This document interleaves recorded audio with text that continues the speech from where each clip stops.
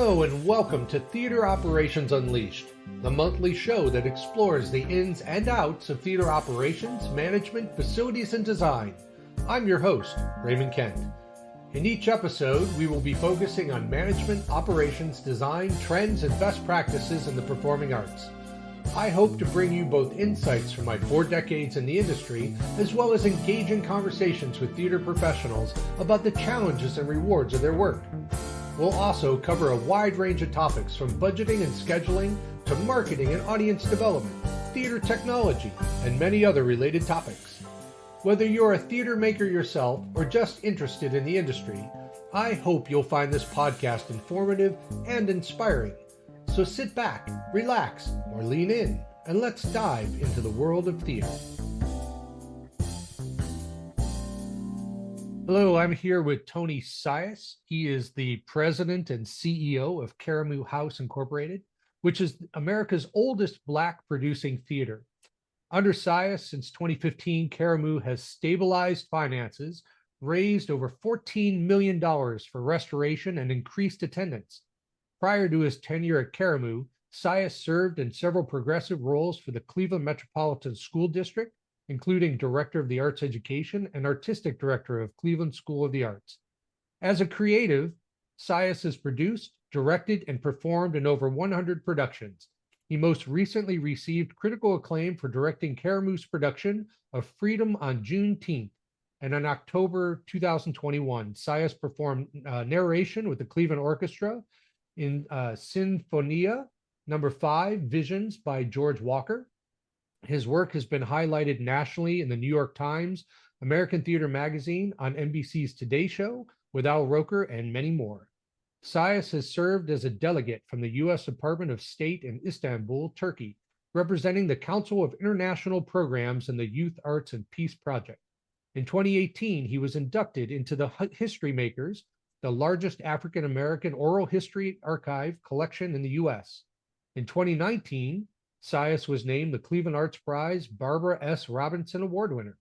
In 2021, Sias received the Community Leader Award from Cleveland Magazine. He's a fellow of the National Arts Strategies Chief Executive Program through Harvard Business School, and Sias serves as a national board member for the League of Historic American Theaters. He's a board's member of the Cleveland School of the Arts and the Assembly for the Arts. He earned his Bachelor of Science degree in Dramatic Art from Jackson State University and a Master of Fine Arts, where I met him, in acting from Ohio University. And we were just talking about it's been 35 years since we've known each other, my friend. So welcome to Theater Operations Unleashed, a monthly podcast where we talk about all things about management, operations, facilities, and design. So I'm looking forward to diving into this with you. So welcome. Hey, Ray, thank you for having me. In 35 years, dude. That's a minute. Yeah, you don't look a day over 2 years, and here I got a lot more gray hair. So let's get into it. You and I have stayed in contact for all these years and kind of followed each other's careers and everything. And here you are now at Karamu. You want to give a little history of Karamu Theater, and what its approach is, what its mission is, and maybe its vision? Well, our mission is to produce professional theater, provide arts education, and present community programs for all people while honoring the Black experience. That's the mission, but Karamu is about inclusion and everyone is welcome. And, the organization, we do a 5-show season. We do other programming that includes comedy, jazz concerts, some dance performances, and community conversations. And we partner with a host of other arts and culture and educational institutions throughout the region. So I know you guys are very involved in the community, and as you mentioned, inclusion and welcoming of everybody. And Karamu means, I believe it's joyful gathering, right, in Swahili? Yes. Would you discuss how the meaning of that name falls into the organization and the mission that you have? Well, as you mentioned, the word Karamu is a Swahili word that the entire meaning is a joyful gathering place in the center of the community. We've abbreviated by saying a joyful gathering place. And, you know, when you think about joy, joy is one of our core values. And, you know, and that is expressing happiness and delight for our work with the community, partners, and with each other. And so that is a part of the culture of the organization. And when you talk about joy and creating an environment of joy, it really starts with creating a safe space for people to work, where people can be vulnerable, that, you know, trust is the foundation of these, of working together and being able to be really honest with each other, to really be able to follow through with our partners and community members about the needs of the community, about being understanding and creating collaborations. And again, collaborations and partnership moves at the speed of trust. So taking the time to not only getting to know each other inside of the organization, but taking the time to laying a real foundation with partners and the community, so that when you hit a bump in the road, you have that foundation to depend upon. Speaking about that bump in the road, we know Karamu went through a little bit of rough time in the past prior to you becoming CEO. Would you discuss how you approached writing that ship and what the experiences, you know, the experience that you have? You've got all this great experience that you brought to help accomplish that compared to what maybe you had to learn while you were, as we were talking about earlier, building the plane as you're flying it, right? You know, some things that maybe you didn't expect, or some challenges and some successes. Well, you know, many Black and Brown organizations suffered from the mid 90s when major foundations made strategic decisions to shift funding to predominantly white organizations from predominantly Black and Brown organizations through an effort called audience development. And so that was a lot of focus on diversifying the audiences at PWIs and not really focusing on the needs of those Black and Brown organizations. So when you talk about 30 to 40 years of lack of investment from some foundations and organizations, it's challenging. So one of the things that was important to me, I had some familiarity with Karamu House prior to becoming its leader. Had worked there for some time as an actor and sometimes as a director. But it had been about 10 years since from the time that I accepted the appointment to from the time I last worked there as a creative. And one of the things was to really, in challenging times, some people think that you should cut your budget around your arts. And what was important is that our brand is theater. We do so much more, but our brand is theater. Mhm. And so it was it was important to invest in that product line and to return it to high quality theater that was competitive in this market, because in Northeast Ohio, including as educational institutions, you have about 93 theaters. And just in Cuyahoga County, you know, we got theaters all around us, and that's a great thing. Sure. But so it's a competitive market. So it was investing in that product line. The other piece was working very intimately with our funders to better understand their perspective on what the concerns were with the institution, and just building trust. So to follow through on, if you say you're going to do something based on a grant or proposal, you need to do it. And if that changes, communicate to that funder about the change prior to that happening and why. So really establishing that foundation of trust, as I mentioned earlier, and an open line of communication. The other piece is that I kept an open door policy for about my first 18 months. So what did that look like? That looked like when Johnny came in town after not being in town for 30 years and wanted to see who was leading, I would meet with that person without an appointment.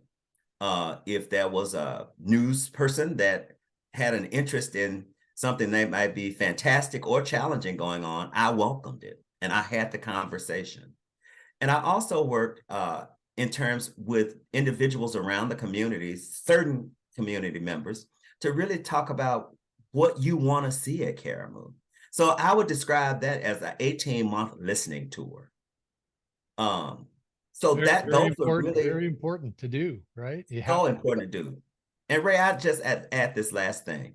The other piece is that we did a legal audit of the institution, talking about our bylaws, our insurances, and the list goes on to ensure that we were checking all the boxes to ensure and to communicate to investors and funders and foundations that our books were in order. Mm-hmm. Right. It's what's interesting is that you went through that, and we just had the pandemic, right? And we saw so many arts organizations that struggled. Many of them closed because of the pandemic, right? That didn't have their books in order, didn't have that trust or open communication with their funders or their supporters. But it seems like you had that pretty well set prior to the pandemic. And do you want to talk a little bit about how the pandemic impacted Karamu with that foundation set up because of coming through a bit of turmoil pre-pandemic? Did you find that to be an advantage to you pulling through the pandemic, because you're also going through a renovation during this, right? Yes. And fundraising and everything else, and so there's a lot of concern within the theater community at large, because so many people went away, were out of work. The world of theater stopped, and now as things are starting to get back to the new normal, talk a bit about, maybe, did that really help set a foundational level for you to maybe weather through the pandemic? Well, in our 2019-2020 season, we were able to get through our first 4 shows. And it was one of the best seasons that we had in quite some time. We were at about 85% capacity in terms of ticket sales. Wow. Classes were robust and fundraising was going well. Of course, March 2020 happened and everything shut down. When you then begin to think about the pandemic and then the murder of George Floyd and the racial reckoning in our country, Karamu House made a decision that we could not sit back and be passive in addressing the issue of social justice. And we knew that we had an incredible vehicle, a platform called theater, but we also knew that we couldn't have audiences in. So we made a decision to create content and film. And we leaned over into, we wanted our work to look theatrical with a cinematic edge. Okay. And honoring theater, but really doing a multi-camera shoot was really important. And it was an investment. But we worked with partners to underwrite us producing at that level. And this was a new foray for us. And we created something called Freedom on Juneteenth. And we were originally going to do a concert honoring Bill Withers that June, Sure. because he had recently passed. And I said, no, we're going to go on the front line and we're going to do our best. So we brought actors in, all masked, everybody, yeah, and we spread this company of about 15 actors and performers. I say actors, but these were vocalists and dancers as well. So performers, we spread them out. We sequenced how they would come to the theater. Everybody was, 12 seats apart. Lunch, you had to go outside. But we were able to film this thing. Our goal was to say, look at the historical trajectory of Black people in this country from pre-emancipation to today.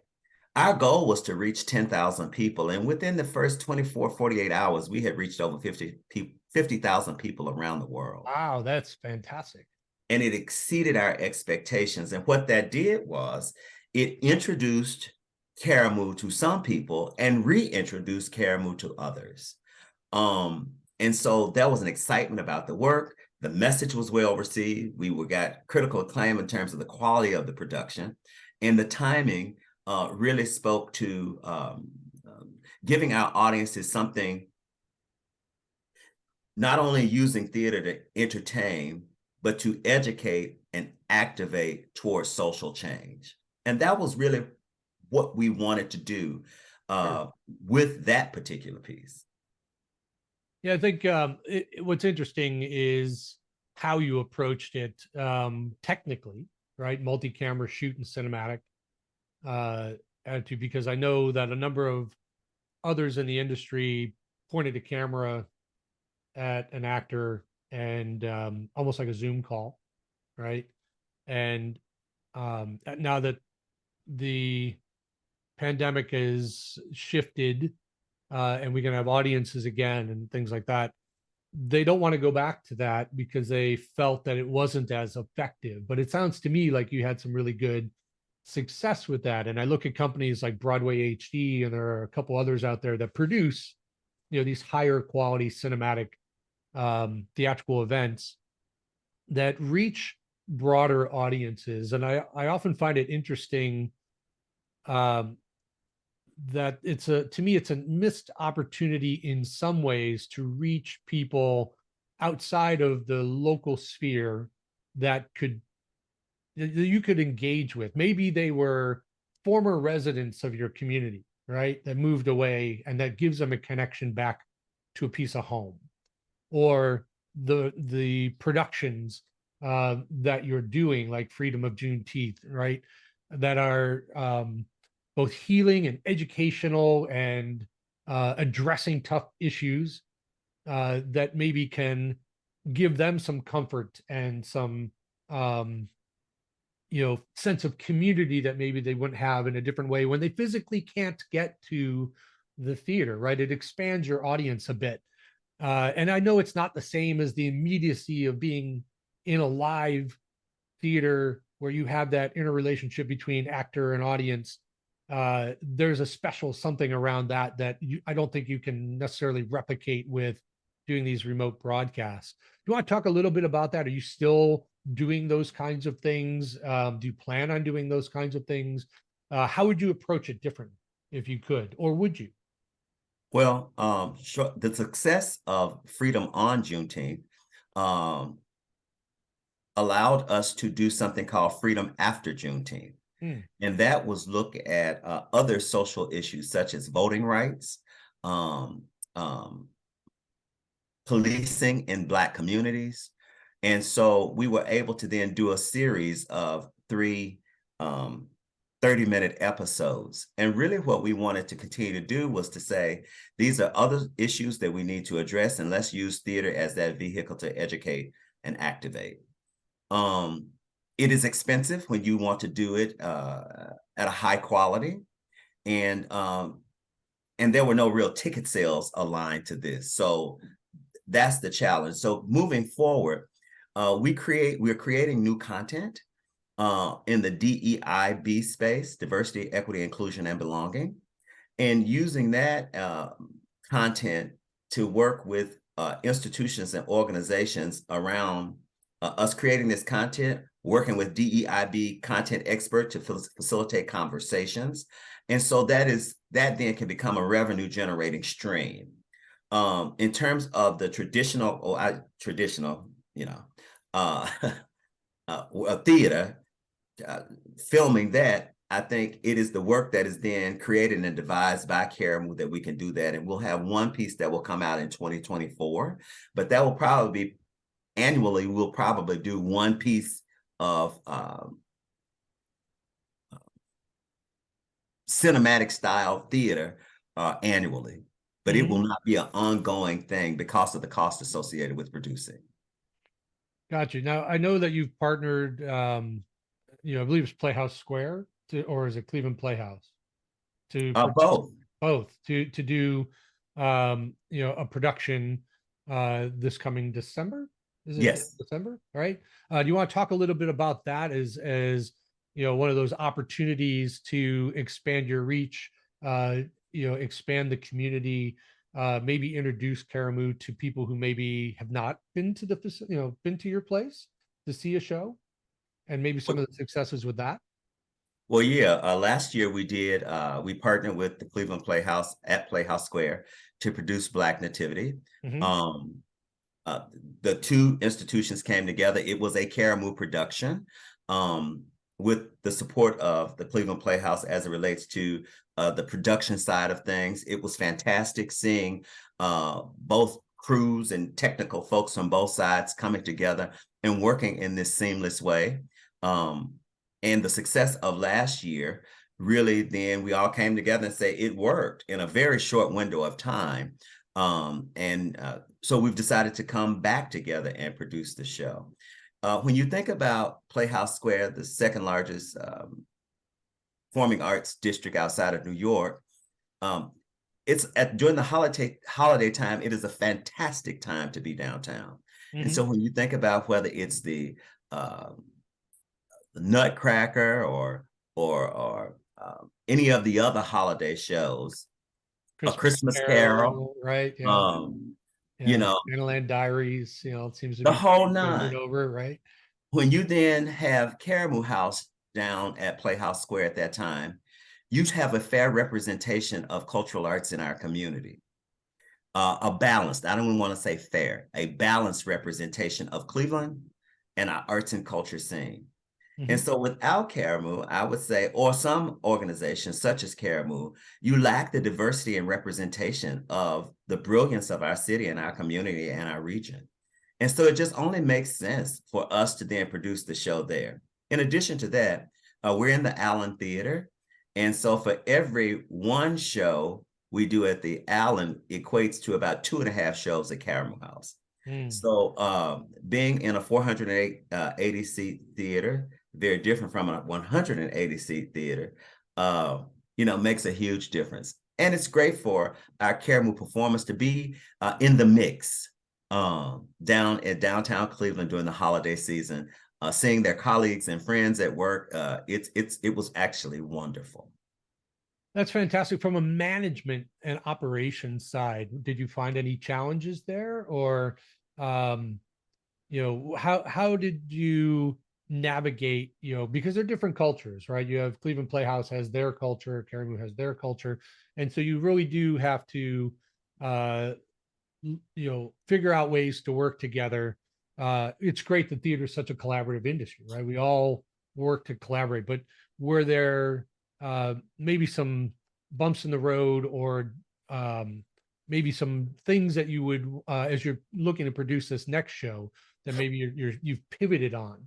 I'm looking more for like the management operation side of things, more the nuts and bolts of how these types of things can come together and do what you are saying happened with Black Nativity, right? Where it worked so well and really was a benefit to everyone in the community. And it sounds like it was a really great, successful production. But were there some lessons learned in terms of management operations and facilitating that? I think we do, not I think, Karamu has a quicker turnaround in producing the production process. We are a professional theater that's non-union, but many of our practices align to union standards. Sure. In addition to that, many of the artists that work at Karamu House work at Cleveland Playhouse and other arts and culture organizations throughout our region. So there was a familiarity with colleagues. And so if I've worked with you for the last 20 years in multiple organizations, there's a relationship there. Sure, absolutely. And so those relationships really was the secret sauce in the success. In addition to Mark Cuddy and I taking the time on the front end and getting to know each other, because he was new in town, right? Getting to know each other and really laying a foundation to be able to shepherd this work forward in a way that allowed success. Transparency in budgets, really being honest about if there are challenges, because in any incredible process, there could be a challenge, but none of the challenges, we really viewed them as opportunities to better understand how we move forward. And so it was the mindset of people working together and the willingness. Right. We were in someone else's house, but they were very welcoming. And in addition to that, joy is a part of the work that we do. So we organically bring that collaborative spirit to our work, even in a new venue. So I mean, to be completely honest, the best practices what go back to transparency, trust, and ongoing open communication. Yeah, I think that that's so important. And setting aside ego and our audience versus your audience and all of that. I think that you really have to get away from that in order for these types of collaborations to be successful. From a board level, I'm assuming the boards were both very supportive of this. Um, and what is the relationship uh, that you have with your board from a leadership standpoint um, to help facilitate these types of things, in addition to how your day-to-day operations of Karamu goes under construction, right? Because you're still under construction from several phases of renovation, which we fortunately have been a part of. So, Yes. So, I mean, we're in phase 3 renovation. Our lead architects is Robert P. Madison International, but having DLR as a partner through all 3 phases has made a difference and to the success of the project. In terms of board, Caribou, I'm very fortunate because the board, we're partners. mhm. Um, I feel like a broken record. And the reason why I say that, because it just goes back to honesty, transparency, Right. and like a foundation of trust.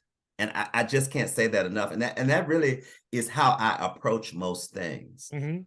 Um, that the board, of course, is the governing body.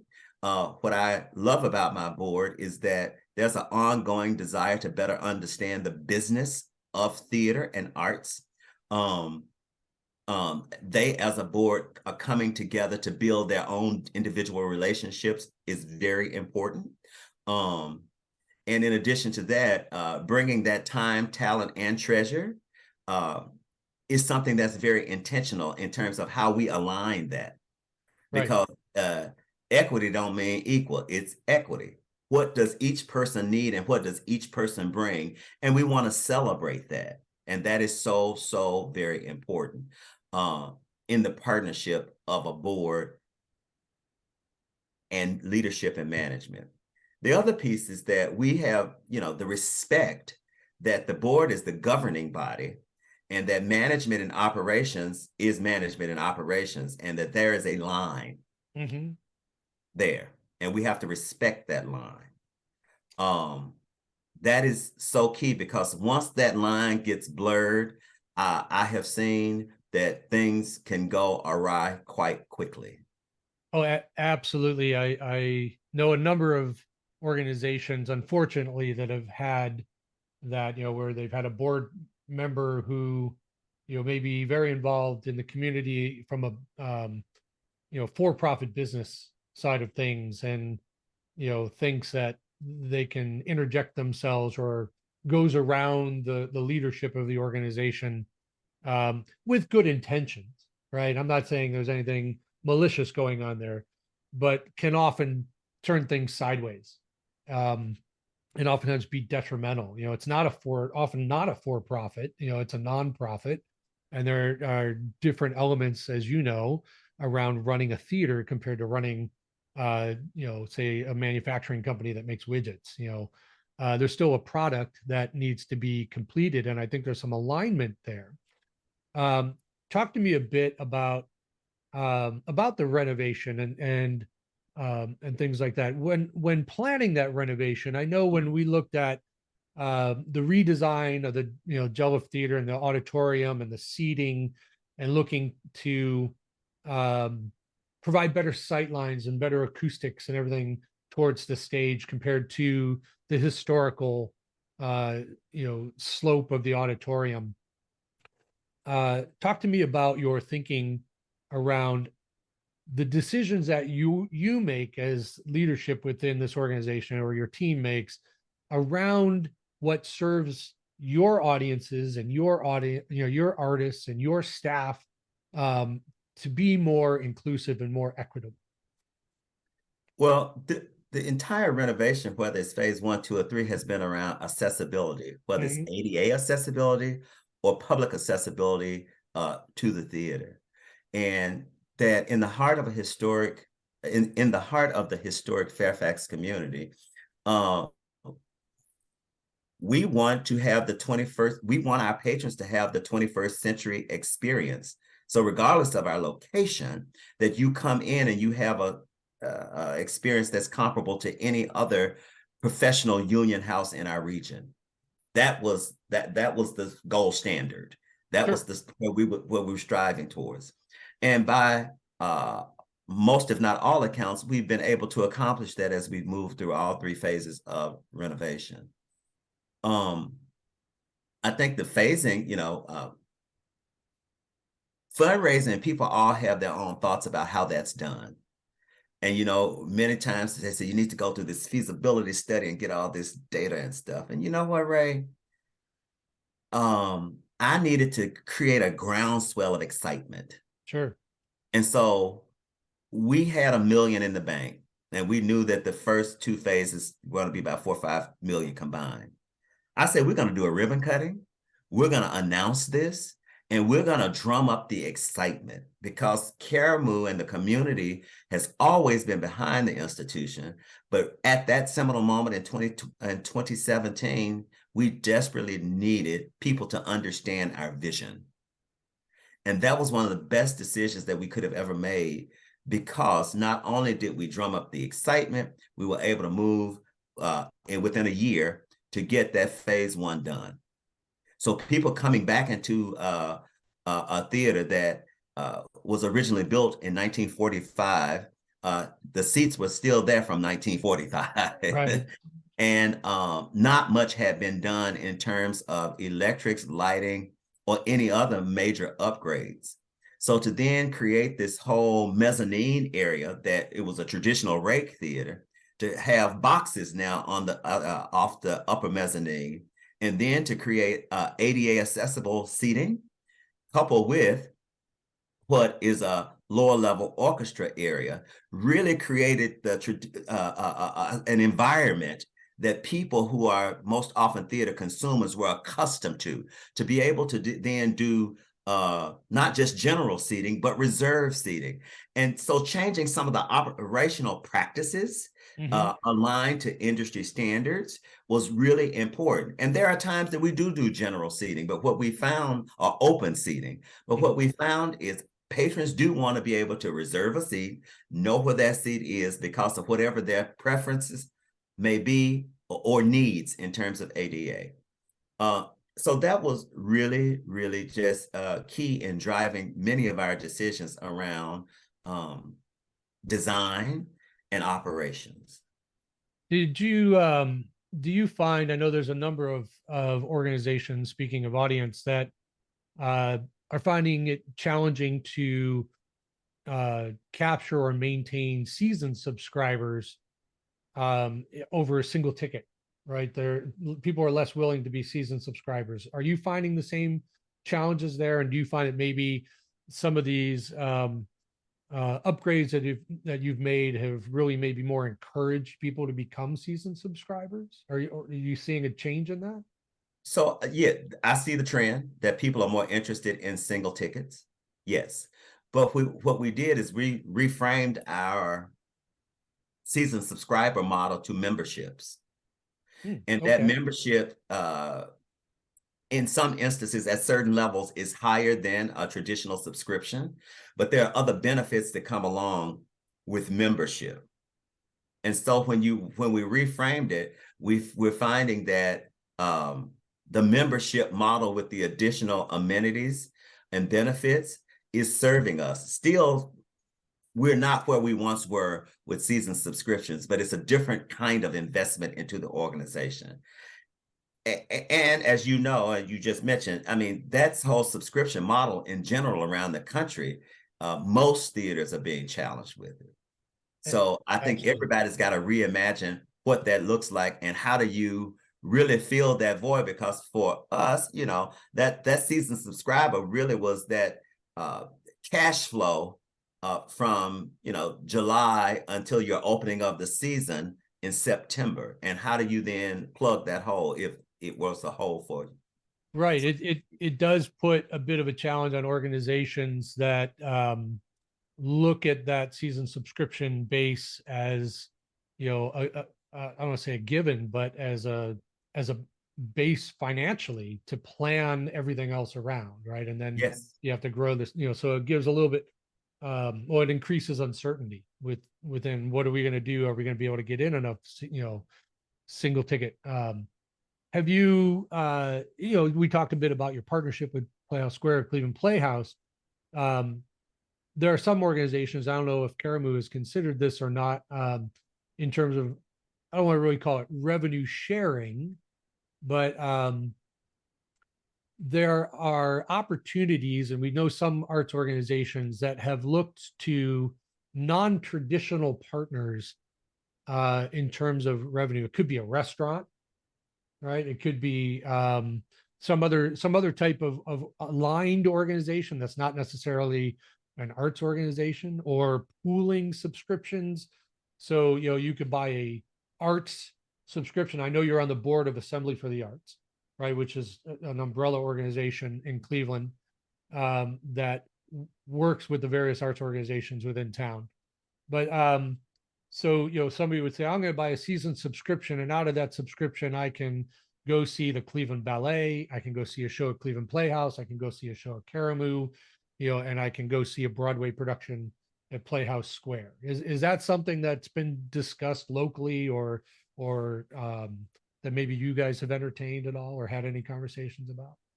Not specifically. The thing that we're having conversation about is resource sharing.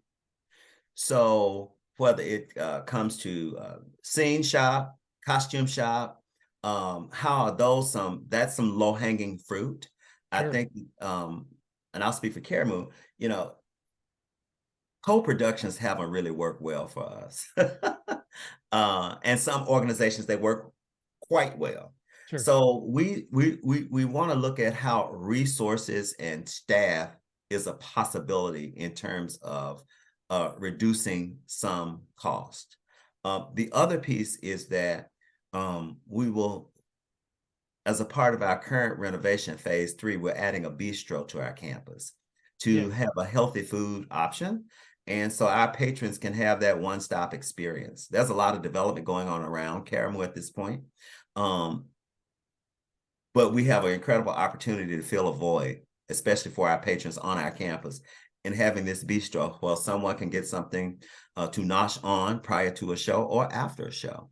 And so we're learning a lot. Actually, this afternoon, we go to our third tasting. Nice. And that, but the goal is that we're really looking at, what our hours of operation. We're honing in on our business model. We're in search of a general manager and food and beverage leader. And so that will be another, we hope within the next 3 to 5 years, be a solid revenue generating source. And, it takes 3 years to, Sure. see a business grow and see the return on the investment. So we're excited about it. It's a new product line, and we're going to learn a lot in the process. In that, most theaters, they've got this big empty space. It sits empty throughout most of the day, and then it's occupied for a few hours every night. And I know there's a lot of organizations that are looking at ways to, utilize that space during the day, or other, points throughout.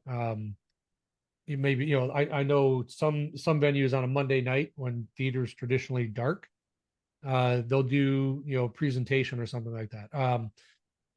But from like 8 in the morning until actors start showing up for call, 6:30, 7 o'clock. Are you guys also looking to maybe figure out, I know you have a school, where you hold classes and stuff, you looking to activate and think through maybe more programmatically, utilization? You mentioned this a bit, utilization within the space, not only to draw people into the venue so that they get experience within the venue, so then they they learn about the shows and then they maybe come see the shows as an audience grower, but also maybe as a revenue generator or some other opportunity there? Yeah, so in next to our bistro is our Bank of America Arena Theater, which is a black box theater that will seat about 90. And so we envision that space being our kind of DEIB, corporate education and continuing education space. Oh, And that will fantastic. be operationalized during business hours. In addition to that, as a part of phase 4 renovation, we're very excited that about a month or so ago, we received a challenge grant from the Jack, Joseph, and Morton Mandel Foundation for $4 Congrats. million for the next phase. And That's so awesome. Congratulations. thank you. We're really excited about that. And in the next phase, we will have a shared workspace where artists and young, being new or small entrepreneurs could come share a workspace. I think we'll have somewhere between 8 to 10 cubicles, work areas. And so that will then create foot traffic, and those businesses, whether artist or non-artistic businesses, will be able to have access to especially our smaller performance space. And we also we do have rentals that are coming that ongoing rentals that are a part of our revenue stream. Sure.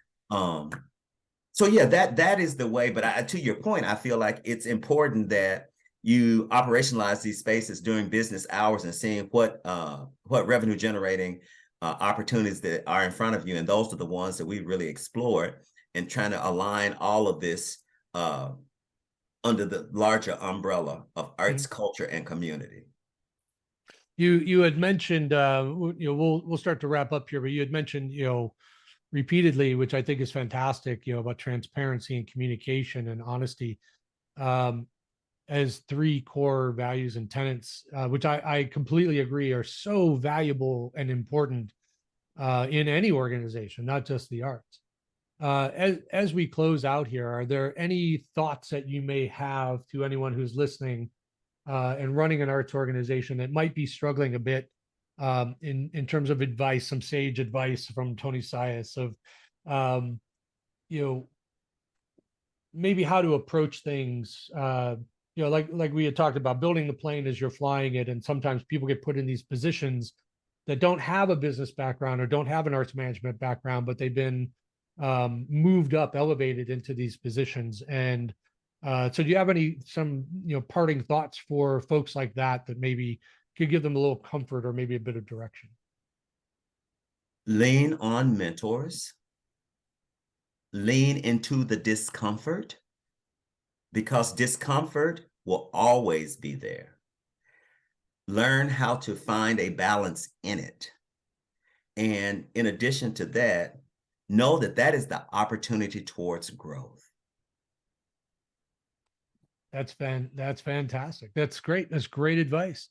I'd like to thank everybody for tuning in here with Tony Sias. Hopefully you enjoyed the conversation and took away some great things. I know I certainly did. And tune in next month for another guest speaker that we will have to talk about operations and management, facilities design, and all things theater. Tony, thank you very much for your time today. It's been a joy and pleasure, Ray. Okay, I will see you soon, my friend. Take care. Thanks for taking the time today to listening to Theater Operations Unleashed. We hope to see you next month.